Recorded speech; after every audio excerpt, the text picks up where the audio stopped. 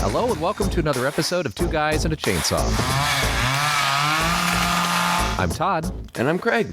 Well, it's about time for another request. As always, we take a few of the requests that we've received that we put on our long request pile.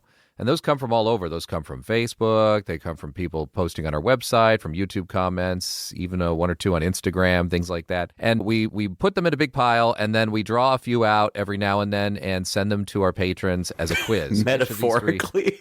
Yeah, metaphorically, of course. That's hilarious. Like, I just see you, like, printing them out. And Can you imagine? That would be so me, though. If I was bored enough, it might be something mystical I would try to do to bring some mystery to the process. No, we just, like, go through, and I honestly kind of go, like, oh, which of these are we really going to get excited about, you know? Sure. And then maybe throw in one that we don't know anything about that we might not get excited about, but, you know, we're fair.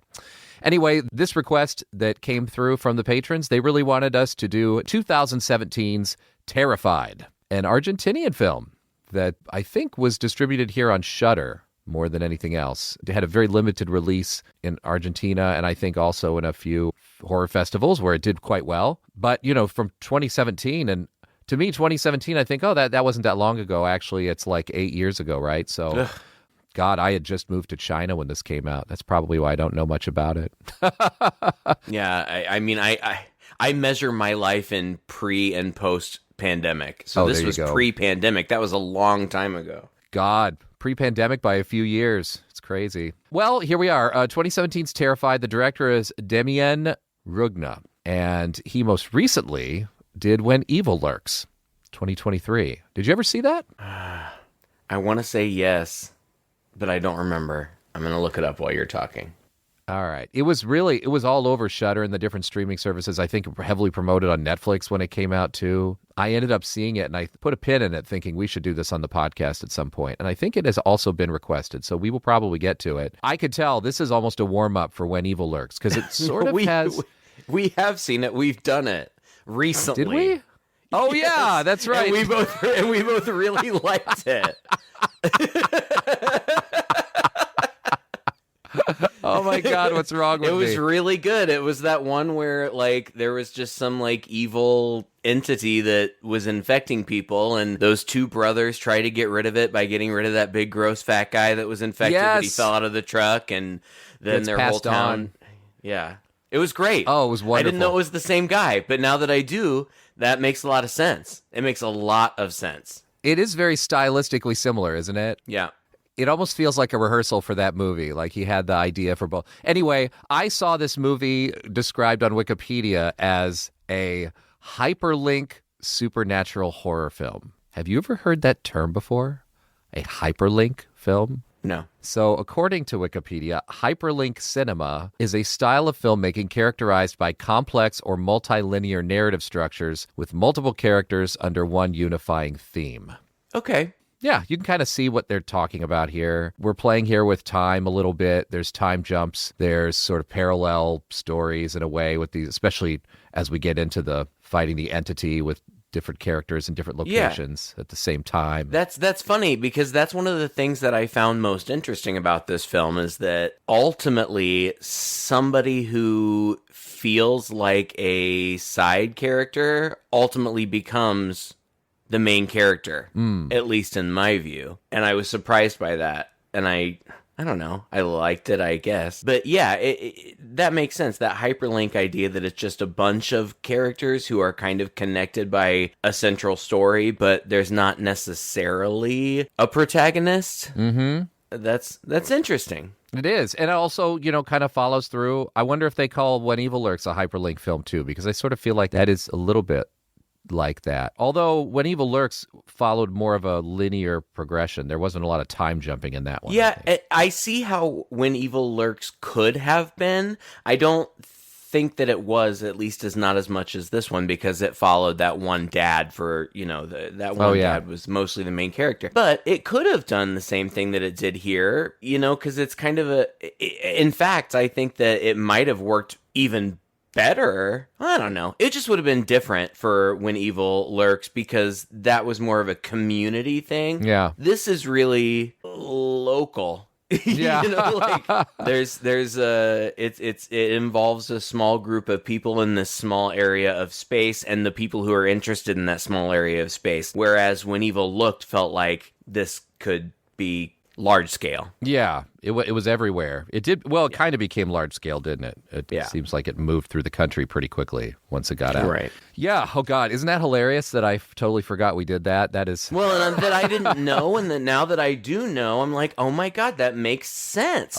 Because honestly, what I was thinking about with this movie, especially through the first half, I was thinking, I'm not sure what's going on, and I'm not sure I really care. And I think that part of that may have been because I didn't have a protagonist to grab onto. Right. And in the second half of the story, really unexpectedly, and I'll be interested to hear if your experience was similar, I really started to grab onto that cop. Right. What's his name? Funes? Yeah. Yeah, Funes. Yeah. I was like, oh, okay, this is the character I'm supposed to care about. And when I figured that out about halfway through the movie, I was like, oh, I do care about him, and I am invested in what happens. And so honestly, that made the second half of the movie far more engaging and enjoyable to me. In the first half, I just wasn't sure. I was afraid, though throughout, I felt that it was exceptionally made. Like it's exceptional in its cinematography and its acting and everything. It's exceptionally made. But in the first half, I was like, oh, I'm afraid I'm not going to like this. Yeah. I was feeling similarly. I was just a little distracted. I thought at times it was a little slow, but then other times, I looked at the clock and I'm like, oh God, we're like 2/3 of the way through it already. And I think you're right. I think until we had someone to latch onto and really care about, it was just like there's this evil entity and there's not much that we know about it, and it's kind of just taking out these people that we never got to meet or care about, and then these investigators come along who we just barely know and seem like they're kind of pretty competent at what they're doing and experienced.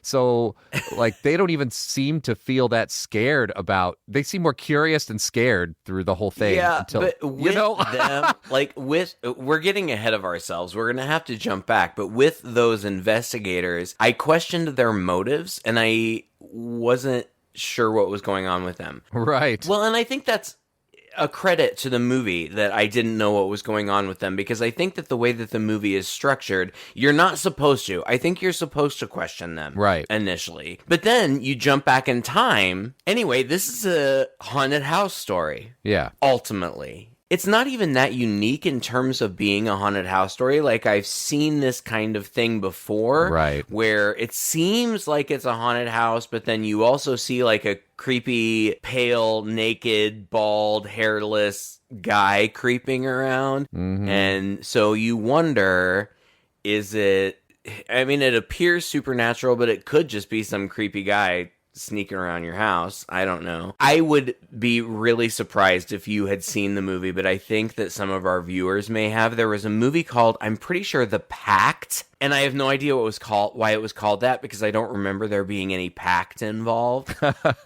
But this young woman moved into a house and this kind of thing kept happening. And by the way, if you don't want a spoiler for this movie because you haven't seen it, skip ahead a minute and a half, because I'm going to spoil it. This woman thought that weird stuff was going on, and we, the audience, saw this creeper like creeping around her house, but it seemed like the house was haunted. As it turns out, no, there was just some creeper guy living in her house. That's like Black Christmas. Right. Oh, funny. So, I wasn't entirely sure, but that's ultimately what it is. But I think that one of the strengths of the movie is that it intentionally confounds you. Yes. In its structure. And I think that that's very smart. And I give Demian Rugna and his editors and whoever else worked on it credit, because I think that's a really smart way to do it. It throws you into something that seems semi-familiar. Yeah. But then it takes you in different directions. I'm trying to bring us to the cold open. Right. Frankly, the open was one of my favorite parts of the movie, but tell them what happens when we come in, the very first thing we see is just a very domestic, mundane shot of a woman washing her dishes. It's like so many haunted house movies start this way, right? This woman, I believe her name's Clara, just washing her dishes, and she hears something from the drain. She says she heard voices telling her things. I couldn't make that out, or maybe it was in Spanish and I just didn't hear that part. But there's bubbles coming up from the drain, almost like someone's talking through it. I really liked that bit. It got really, really close. Like you said, this is a really well-made movie, and the cinematography is very inventive and really quite nice. But again, this is sort of the standard thing. She thinks she hears these voices, something weird in the drain. Her husband comes home, and his name is Juan. I don't know. I will refer to him as husband from here on out. Oh, okay. That's how he is in your notes, right? He's Juan. I guarantee you. Okay. Yeah, he comes home and then she interrupts him and says, no, I heard these voices. And he's like, what? And what were they saying? And she said they were going to kill me. And then it quick cuts. Like, there's a quick cut to black. Like, that shocked. I just thought that it was a really good start. Like, here are these people. We have no idea what's going on in their lives. It's entirely mundane. She's doing her dishes. And then she tells her husband about it. He's like, it's the neighbor next door. He's been remodeling. It's probably not a big deal. What did they say? And she says, they said they were going to kill me. And it immediately cuts to black. I had to rewind that like 3 times to read the subtitles because it cut to black so quickly, the subtitles were on for like a second, like a flash. And at first, I thought and typed into my notes, they said you were going to kill me. Oh. And when I finally was able to catch the subtitles, there were several instances when the subtitles were wrong. In fact, I found myself saying, I wish I was watching this with Mr. Mendez, your Spanish teacher at my school. Yeah, because I knew that the subtitles were wrong, and they were wrong in this instance. It said, the subtitles said, they said the THE were going to kill me. Oh. And I'm sure it was meant to be them, or they, excuse me. Well, what ends up happening is they do go to sleep, and then she wakes up and goes to take a shower. She's disturbed, and then he wakes up, and he hears that banging in the walls behind their bed. So it's annoying him, so he goes outside, and I think he tries to call the neighbor, and he can't get a response. Right. So he walks over there. In his underwear. Yeah. Did you like that? I did.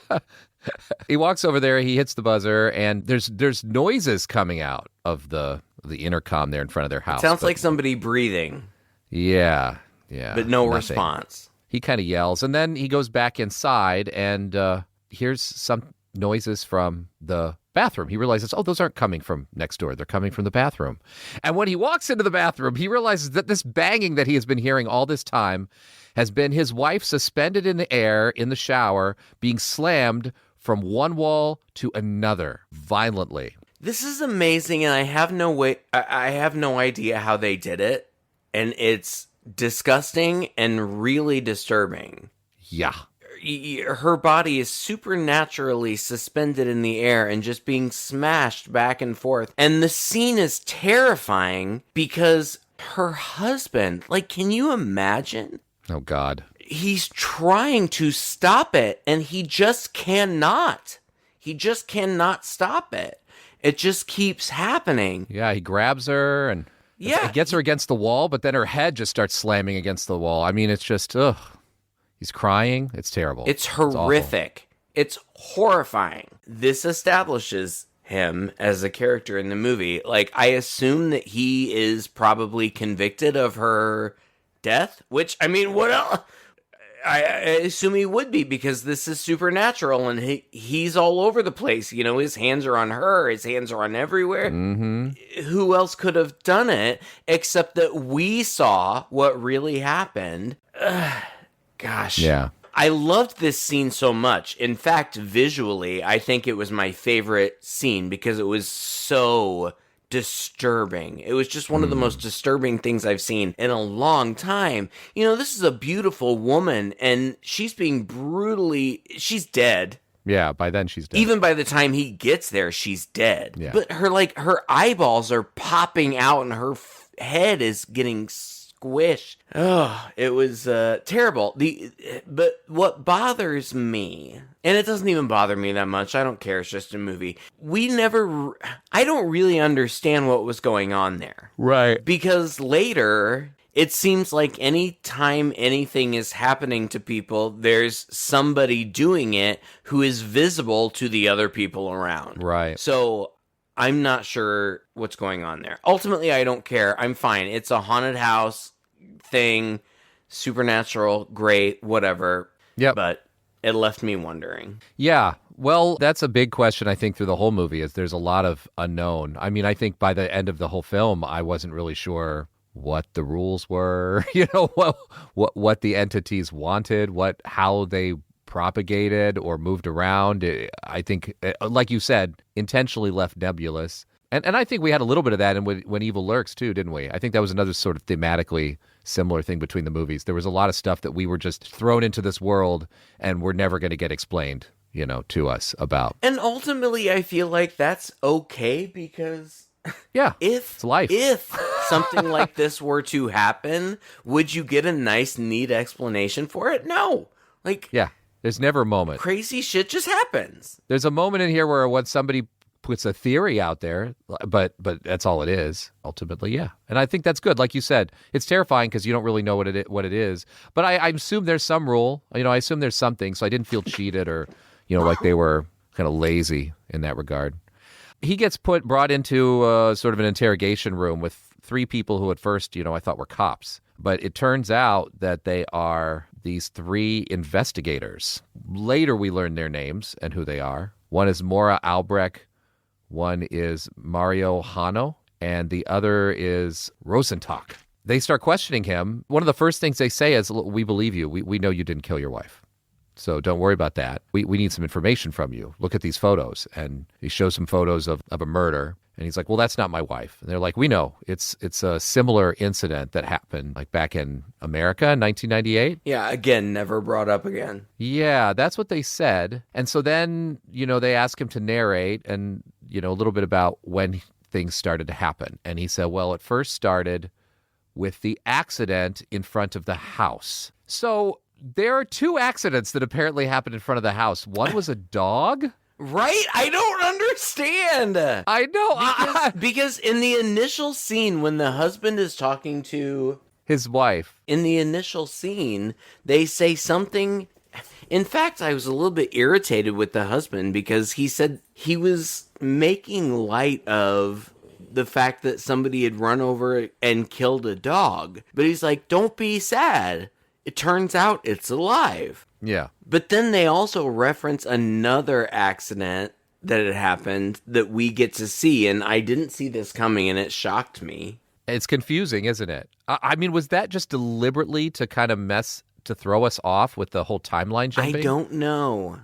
I don't know, but I would be so interested in being able to talk to this director because I think that he's very clever and very smart, and he thinks, a lot about how he's going to structure his movies, but I have so many questions. But I can only imagine that that's intentional. I'm supposed to have these questions. Right. I want to ask him, what was that guy talking about when he was talking about when a dog got hit? Because then later when somebody references the accident in front of their apartment, I thought, oh, that must be talking about the dog that got hit. Right. But it wasn't at all. He says, there was the accident that happened and my neighbor Walter was working on renovations. And the next shot we have, and again, like you said, kind of alluded to earlier, we don't get any help here. There's no, 6 months earlier or anything like that that comes up on the screen. It's just we're with a guy who's in his office, who looks like he hasn't slept in days, and he's on the phone with somebody trying to get help. He's trying to talk to a doctor. He keeps saying doctor, doctor. And again, this is another thing. I thought maybe he had some medical issue and he's trying to get to one of these doctors and he's like, this doctor can't help you. So he was referred to a specialist.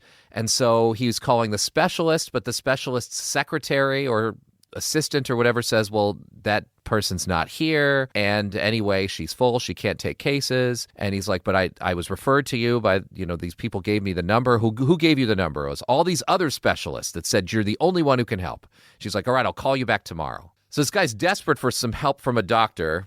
But then he comes home and he's just in a daze going through. And we realize, oh, this is going to be another haunted house situation. He's hearing noises. He hears a similar noise come out of the drain, I think when he's brushing his teeth in the bathroom. There's a lot of water and bathroom symbology here, which, again, I think that was thrown in there, but we're not exactly clear on what it means. And then he goes into his bedroom to lay down, and I thought he pushed his bed against the wall. When he stands in front of his bed, before he gets in it, the bed kind of nudges forward toward the wall and then nudges again, and he just gets in it. And there's a part of me that thought, well, did his bed just move on its own? But the angle is such that I didn't catch whether that was the case. And the fact that he just gets in it anyway, like nothing happened, made me think, oh, he did nudge it closer to the wall. So I wasn't sure if in this scene he was pushing the bed closer to the wall, or if this thing has been happening to him so often now that he just is used to it and just kind of ignores it. Do you know what I'm talking about? Did you get the same thing from this scene? No, I know what you're talking about. I think, as I remember in that scene,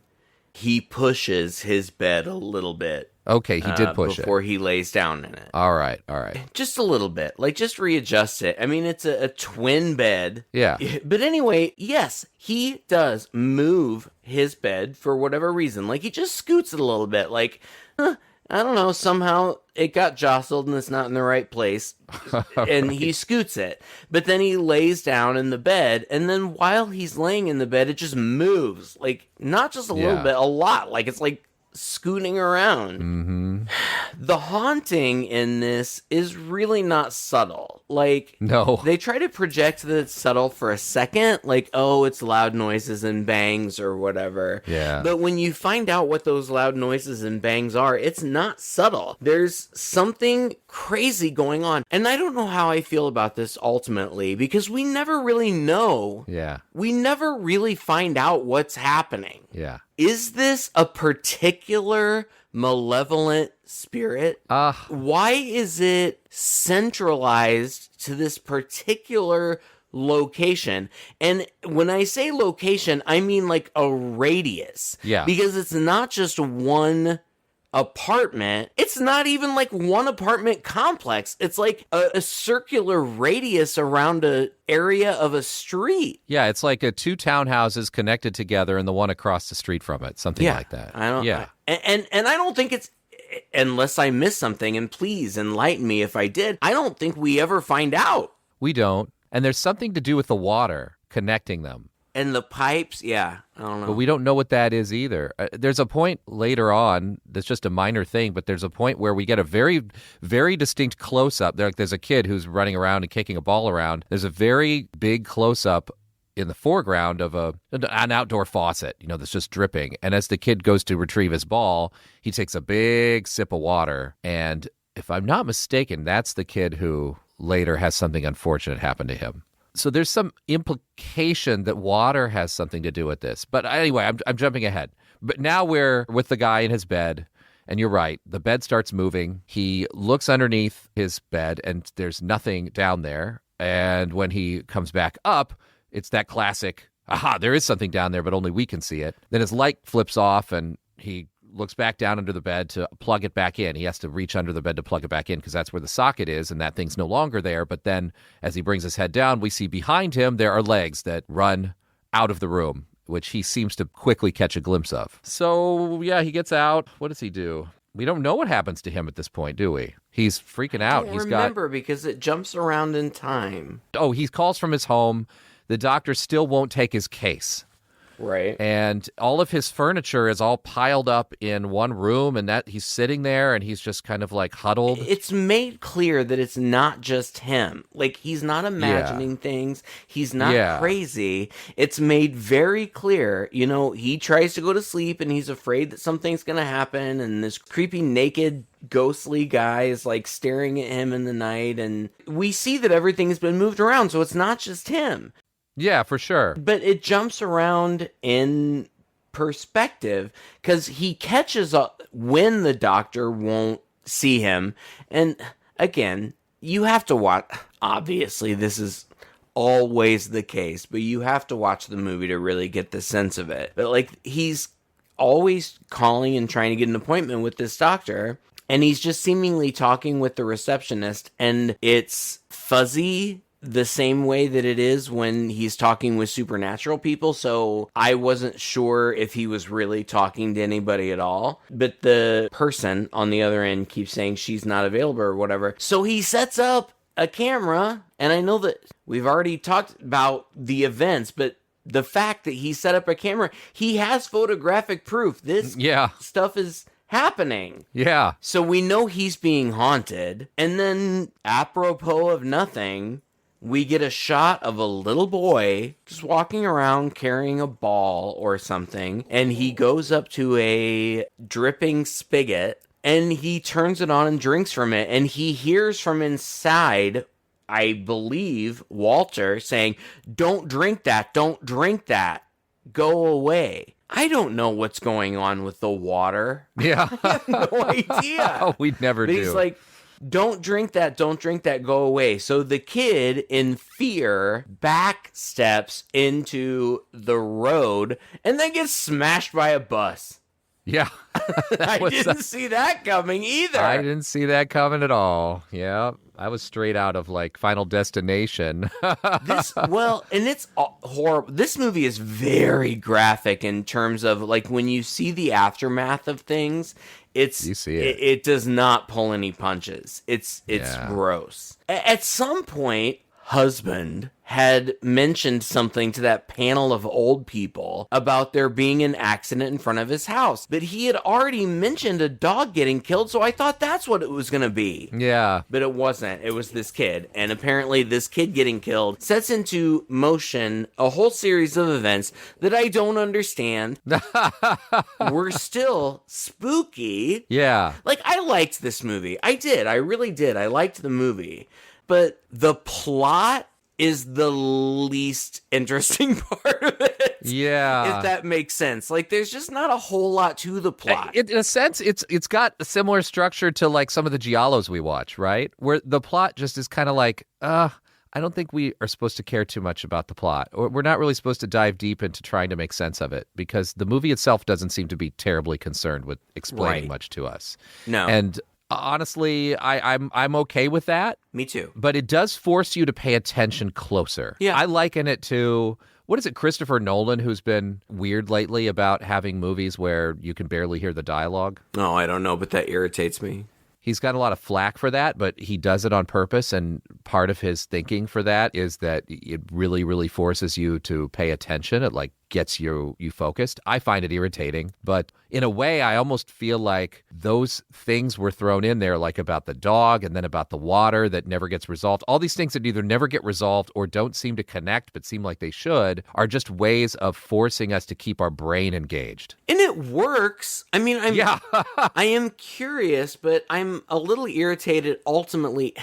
I feel like this guy in this movie, I don't think he did it as much in the other movie that we were talking about, but I do remember in the other movie that When Evil Lurks or whatever, we talked about how some things just weren't explained. Right. But we were willing to let that go. I feel like this pushes that even further, and it doesn't push me beyond my limit of being irritated about it. Right. Like, how do you logically explain a haunting? Yeah. It just is, like, it's haunted and weird shit happens. And nobody's going to know for sure. Yeah. It's the old-timey haunted house movies where, there's the ghost that appears and then the person comes and investigates more. And then they find out that there's a very, very specific reason why that ghost of a very specific person is haunting because they have some task that needs to be completed. And that's often convoluted and stupid and we criticize it. Right, exactly.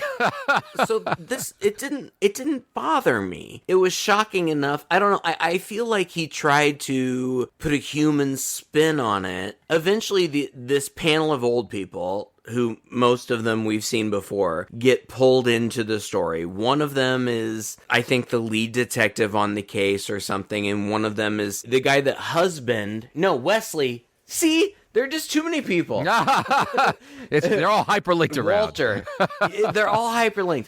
The woman that Walter had been trying to get to take his case, I think eventually she comes in. She shows up. Yeah. Yeah. And so this council of old people comes together, and then somebody who wasn't part of the council of old people is this cop, this detective, who is Funes, who is just... For a moment, he just serves as the role of the cop. But as it turns out, he's also the romantic partner of the woman whose kid died, got hit by the car. Yes. It's so funny how that just comes out. He also is the one who calls Hano. Yano, I think, but I don't know. Mario? Hano, yeah. He's the one who calls Hano the first of the Council of Old People. And the way they're talking, it's like Funes knows that Hano has investigated weird stuff like this before. He must know something about some previous cases. Maybe he was even involved in them, I don't know, of hauntings. Because what happens is, and the reason he gets called in is because there's an incident where 4 days after the funeral, this kid's mother apparently went to the cemetery and dug up the kid's body and propped it up at the dinner table. Well, that's the conclusion that somebody comes to, but that's not what happens. We see what happens. She's at home and she hears a knock on the door and she sees muddy handprints and footprints outside her door. Her kid came home. We didn't see that till later, right? No, we see that initially. They don't come up with some... Oh. No, we see this from... Oh, I missed that. Yeah, we see it from the beginning. She hears knocking and she sees the handprints and footprints. Then the cops come over and the mom is... There we go. Nearly catatonic, as... How else could you be? But what she's saying is he just came home and he just got his cereal like he always does. And then you see this corpse kid sitting in front of a bowl of cereal and a glass of milk. But when the cop guy, the older cop guy, Juno, I think, comes in, they do a close-up of the kid's hands and he has clearly dug himself out. Yeah. Like, his fingertips are stripped to the bone, yeah. which looked fantastic, by the way. Like, great. Oh, yeah. The makeup and everything looks fantastic. But it's really spooky. But at the same time, okay, so like Funes is the cop and he calls in this older guy, Juno, and Juno calls in and they look at this kid sitting there or whatever. And like while they're talking, the kid moves. They don't see it. Like he spills the milk, but they're like, well, he obviously had to move. And Juno, the older cop, is super cool about this. Yes, he is. well, we better bury him again and put some concrete on top because we don't want him coming back. He was just so quick to be accepting it. Well, yeah, he dug himself out of the grave. Look at his fingers. Well, Funes says, I'm going to show you this. It's pretty gruesome, but I suppose there's really nothing that scares you, is there? Hano's like, well, we'll find out, But, I mean, it alludes to this guy has a long history of investigating really spooky, scary stuff. So maybe he's like Lorraine and who are they from the... I was getting a little bit of assembling the team for, Insidious. I don't know, like Amityville or Insidious sure. or... The Conjuring. The Conjuring, exactly. It gets a little bit of the Conjuring vibes where you got these researchers who, with all these experience, who come in. So they kind of manage the kid. They end up having to take the corpse and put it in a freezer in the back. He puts a plant on it. There's a lot of kind of cute little humor that's sprinkled in here as well that I kind of liked. They close the lid of the freezer, and then I can't remember which of them. I think it's Hano puts a pot on top, and he looks at Funes and says, well, just in case he tries to get out. Anyway, but then he goes outside and he sees the doctor, like you said, the female doctor, who is Maura Albrecht, outside taking pictures of Walter's house next door or across the street. He pulls her in, and then it's like a super team kind of poltergeist. Oh, we're investigators trying to check this thing out, and somehow... I don't even know why the cop gets pulled into all of this. Like, he should have just exited through the back door. Like, yeah, he's unsettled by the whole thing. He He's uncomfortable. He's personally connected to it, which is weird, and I don't really understand what the point of that is. And, like, he also makes a huge point, which I found to be comedy. I don't know if you found it. He's like, guys, I can retire in 6 months. Like, yeah. Guys, you knew he was doomed the minute he said that. My heart's not great. Like, I've got some problems. I'm just trying to take it easy. I can retire in 6 months. That was total comedy, total foreshadowing. I just got 6 months left to go. If only my heart will hold out another. Guys. He also has a hearing aid. Yeah. This guy's kind of in bad shape, actually, yeah. And he admits it. And he doesn't look like he's comfortable through this whole thing. It's kind of funny. Yeah, okay. And so then I don't know how detailed we want to get into the end of it, but it just turns out there's some haunting. I don't think that the haunting is ever explained. No. We don't know why. But it is. It's haunted. And there's a creepy naked guy, white, hairless, ghostly, naked guy who comes out at night, and he might kill you. Yeah. Like, don't live there. Because it seems like it's just the radius, you know? Like, yeah. It just affects a few houses, but he shows up. There's something about magnets. I don't know. Well, I don't know if it's not even necessarily magnets, because like wooden things are moving too, but you're right, the metal there's something stuff about like magnetism, because like metal things, like all the forks and spoons and knives are like dangling from a cabinet, and then somebody's like, oh, this is weird, and puts their hand up there, and then their hand gets stabbed, I guess, because the knife was attracted by whatever was attracting it, and then whoever this is, I don't even remember. It's like something's sucking. It's sucking. It's sucking my blood. It's Rosentalk. Dr. Rosentalk, yeah. And you can hear like that. It sucks blood. Yeah. We know this. What? Sometimes, what I is guess. happening? It attracts things magnetically. It kind of plays with them more than anything. When he gets the knife out of his hand, he's just kind of mildly distracted by all that. It's like he gets himself bandaged up, but he's got to get on the phone. He's got to call Dr. Albrecht, who herself is in Walter's house.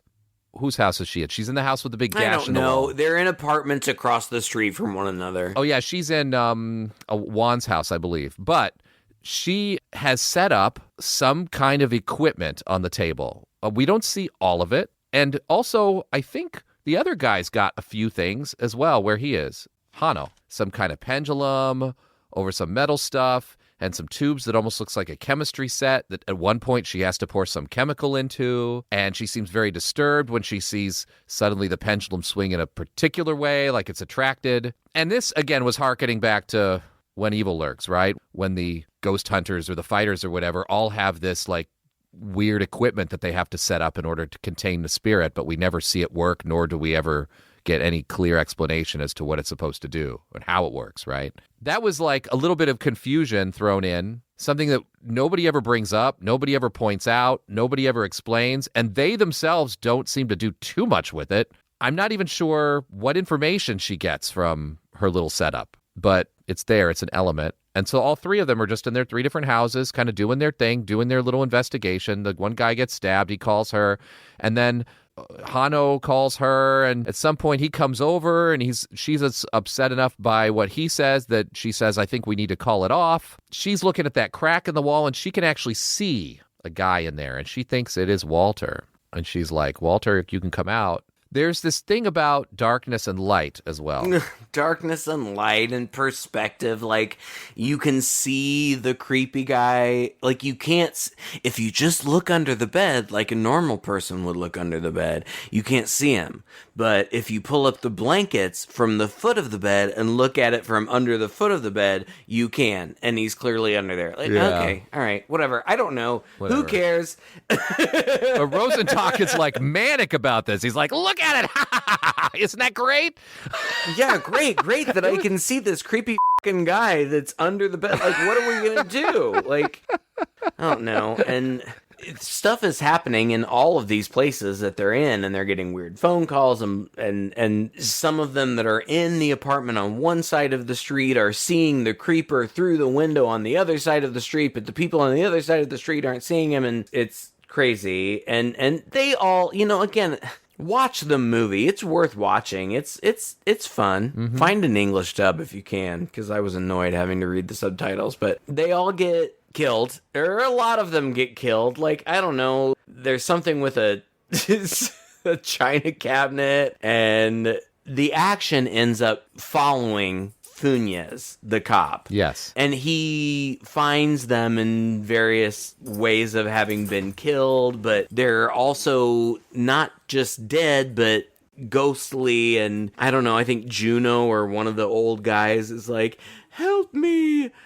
They've killed me. There's glass splinters in my eyes. It's just the last 10 or 15 minutes is just a long, I feel like it's mostly Funes just running around trying to get away and figure out what's happening. And well, at that point he has a heart attack. He has a goddamn heart attack. For a minute, and then he's like, and then he's fine, and he says to somebody, I had a heart attack. Dude, like, you don't just have a heart attack, as far as I know, and I'm no doctor, but you don't just have a heart attack and then just lay there for a minute and then wake up and somebody comes in and you're like, oh, I had a heart attack. Well, the person who comes in is Alicia. It's the woman he was involved in, the mother of the kid, and at first, it seems like she's not even going to help him because she's mad at him for burying the kid again and pouring concrete all over his grave. But she does end up saying she's going to take him to the hospital. And when she takes him out to the car, he starts to get in the back seat and the kid's corpse is in there. Mm-hmm. She has, in fact, taken him out. And so he gets in his own car. And it's as he's driving off that we see that Dr. Albrecht comes running out of the house. I thought this was pretty creepy. Oh, it was very creepy. Don't see what it is. We saw her killed. The creepy guy in the house reached out from a crack in the wall, grabbed her head, and broke her neck. And when she runs out now, her head is like dangling on her body. Like, yeah, it's gross. And she's like, "There's still hope for us, or something. Help us. You can still help us. They're torturing us. Yeah, you can still save him. We're being tortured." And he drives away. Yeah. But then he comes back. And he stops. Yeah. Takes a smoke, gets a phone call from his deputy who's like, I'm here at the house and things are looking weird. He's like, leave. He's like, well, I think I'm going to go inside. He's like, no, it's an order. Leave. Finally, the guy's like, oh, all right, then I'm going to get out of here. And he stops for a minute and he thinks and he decides to turn around. He's going to torch the place. So he goes in the house. And, this is why, I don't know, we spent all this time in these houses in creepy situations where everything was tense and everything was scary because the hauntings are happening. But now that he comes back to the house with a gas can, he can just run around in the hallways and dump gas all over everything without being really bothered by anybody. And it isn't until he gets outside that he meets up with Junio, his eyes are now like pulsing and gross stuff coming out of it or something like that. He backs off, he runs away. By the way, the sound design in this movie was amazing. Very good. I thought the part where he was having his heart attack was really, really well done. Like, the sound communicated so much of what was happening through that whole scene. And it's worth mentioning that the writer-director also was the composer. For it as well. That's impressive. Yeah. But so much is unclear as to what is going on and what the end game is and what could possibly fix all of this. So his guess is as good as any, I guess, just torching the house. Right. And outside... he can't light the match. He sees Junio. His eyes are gross. He ends up lighting the match, starts to burn the house down. There's a close-up on the kid's drawings burning up. And then, boom, we are now back with Juan in jail or whatever, being pulled in front of a new group of interrogators, which are three completely different people. Right. So now we know we're in the future. I don't know. I don't remember. They're asking about the three people that he talked to. They're like, first of all, you're not in any trouble and nothing on this. We're going to record this session, but none of this is legally admissible in any way. It's just for information. Tell us about the three people who visited you last year.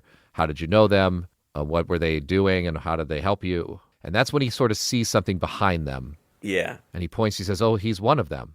It's Dr. Junio. He was with you, right? And they turn around and they don't see anything there by the water cooler. He's like, no, he's there. He's helping you, right? He's with you, right? And then one of the chairs like flies towards them and into the camera.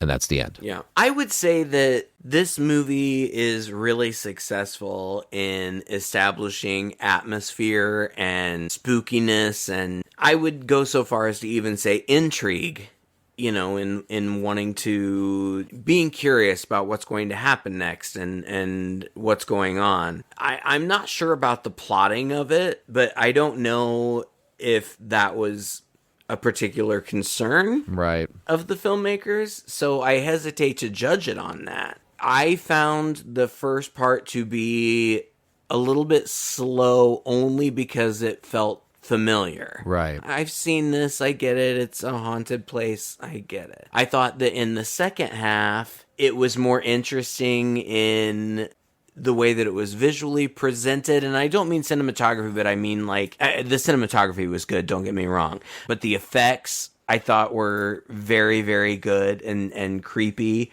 I don't know. Ultimately, I enjoyed it. I didn't enjoy it as much as I enjoyed When Evil Lurks, because I felt like When Evil Lurks was very character driven. Oh, it had so much humanity in it. It was just such a a powerful movie about what when you're making all the wrong choices, family, pressures and things. This you're right, it was like, and I mean, you could say plot heavy in a sense, but really a whole bunch of elements that you're never going to understand, right, that are never going to be explained. And I think that's why the first part ultimately even feels slower by the time you're done with the movie, because all these little details that are given to you in the first almost hour of the movie, I really expected a payoff.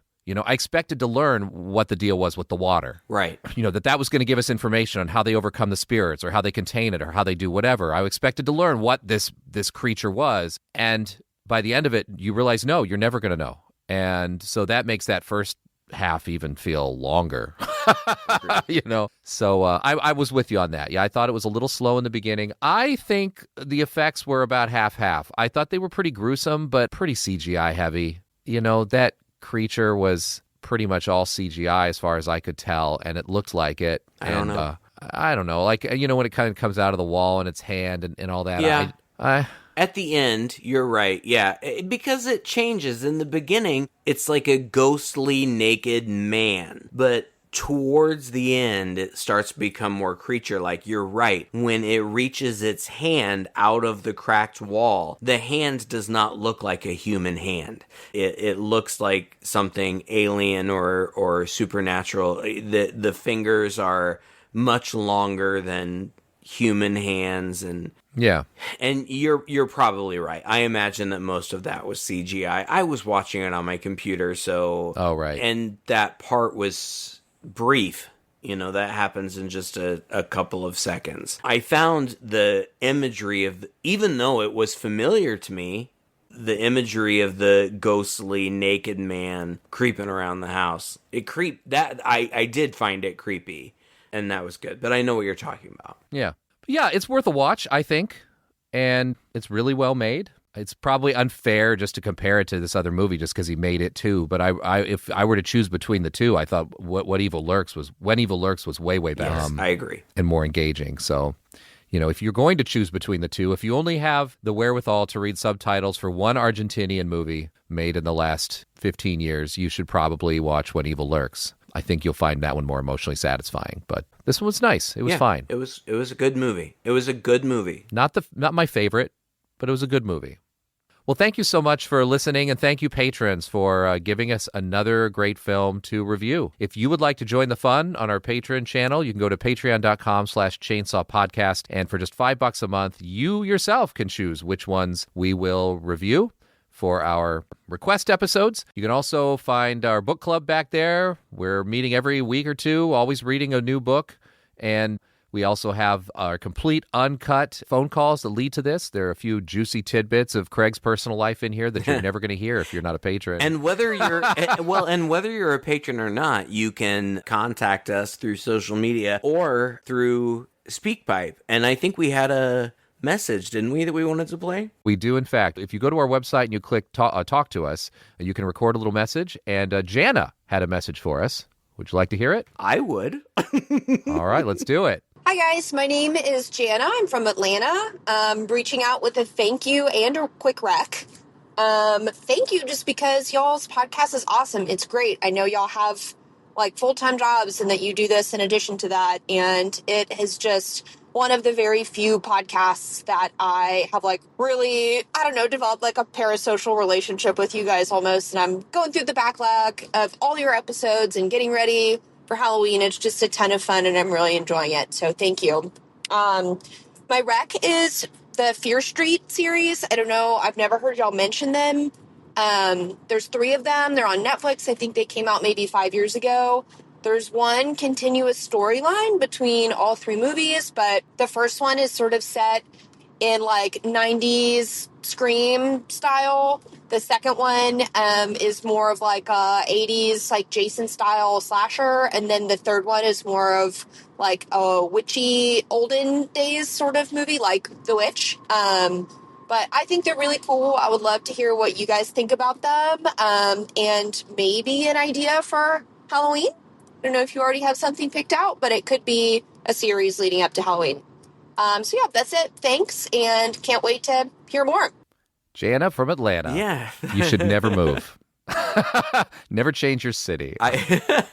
I apologize that we didn't get to this before Halloween. That was a great recommendation. I don't remember if that has come as a request, and I'm surprised that we haven't mentioned it, because I know that you and I have talked about it. Yeah, and I've seen it. I've seen all 3. Oh, you've seen all 3? Yeah. I think I've seen at least one of them, and I 100% agree that they would be great to talk about for the podcast. So great recommendation. But beyond that, Jana, thank you for taking the time to leave that message. You're absolutely right. Todd, I think, will agree with me. You know, his life is far more exotic than mine. Like, he's traveling the world and doing all these things that pretty much really only like celebrities and rich people get to do. But somehow you're living that life. But I am just a humble, meager, middle American school teacher who does do this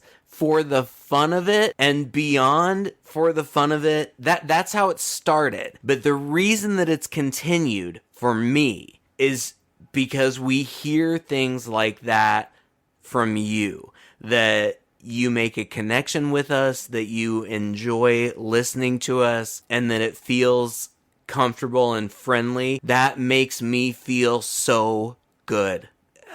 That's why I keep doing it. So thank you very, very much. Yeah, let's turn this parasocial relationship into a social relationship, you know? Reach out to us. Yeah. You don't have to be a patron to talk to us. That's you can right. send us a message on, I think you can even find a way to email us. If you subscribe to our newsletter and you respond to our newsletter, that will come in our email boxes, and we can get a nice little conversation going. Yeah. And I've got all the time in the world for it, because I just have to be clear. Craig is the only responsible adult in this duo with the full-time job.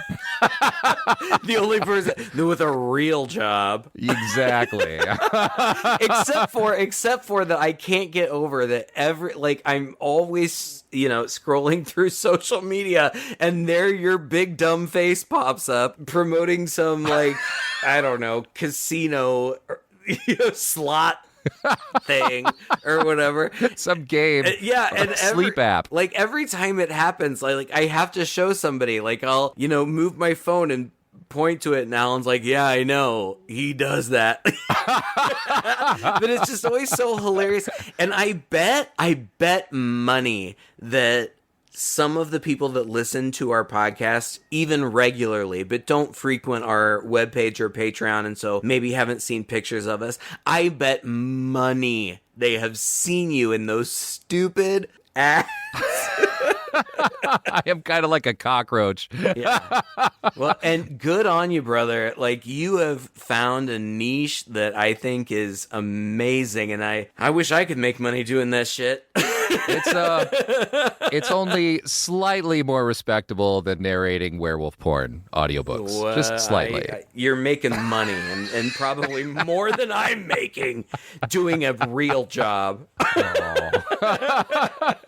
You're going to retire soon, Craig. I am. You'll be living the good life before you know it. It's true. And you'll be far more secure than I am. I blow all my money in travel, so I don't have that nice fat retirement account waiting for me. Thanks again, Jana. We loved hearing from you, and the rest of you as well. Please reach out to us anywhere you can. Just Google Two Guys and Chainsaw Podcast. We're all over. We got our website. Click the Talk to Us button. Hit us up on social media. We love to hear from you. Until next time, I am Todd. And I'm Craig. With Two Guys and a Chainsaw.